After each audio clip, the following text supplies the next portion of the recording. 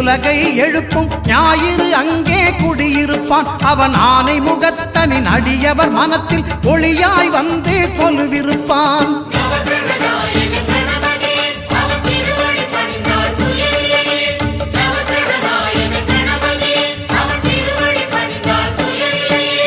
ஒன்பது கோளும் ஒன்றாய் காண அங்கு கற்பகம் என்னும் கடவுளின் மெய்யில்